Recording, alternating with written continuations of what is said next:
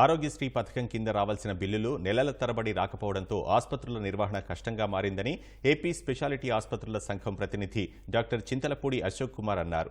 ప్రభుత్వంతో సంప్రదింపులు జరిపినా తాత్సారం చేస్తున్నారే తప్ప బిల్లులు జమ చేయడం లేదని తెలిపారు. ఆరోగ్యశ్రీ సేవలు నిలిపివేయాలని ఆశా సంఘం నిర్ణయం తీసుకున్నట్లు వివరించారు.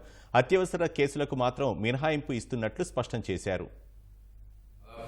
ఒక 4-5 సార్లు ప్రిన్సిపల్ హెల్త్ సెక్రటరీ గారికి, అదేవిధంగా ఆరోగ్యశ్రీ ట్రస్ట్ సిఇఓ గారికి వేరియస్ లెవెల్స్లో రిప్రజెంటేషన్ ఇచ్చినా కానీ ఇదిగో చేస్తాము అదిగో చేస్తాము అంటూ దాదాపు పెండింగ్ పెడుతూనే వస్తున్నారండి. బట్ ఆల్మోస్ట్ ప్రతి హాస్పిటల్ కూడా ఇప్పుడు క్రిటికల్ సిచ్యువేషన్లో ఉన్నాయండి.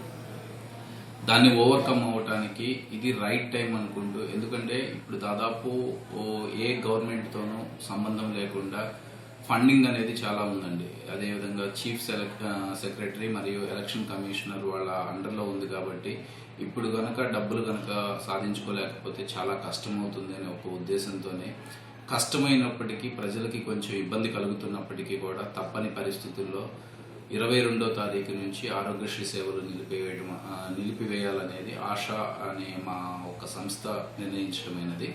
ఎలక్షన్ కమిషన్ వాళ్ళు ఇన్వాల్వ్ అయ్యి ఫండ్స్ ఇమీడియట్గా రిలీజ్ చేయాలని కోరుకుంటున్నామండి.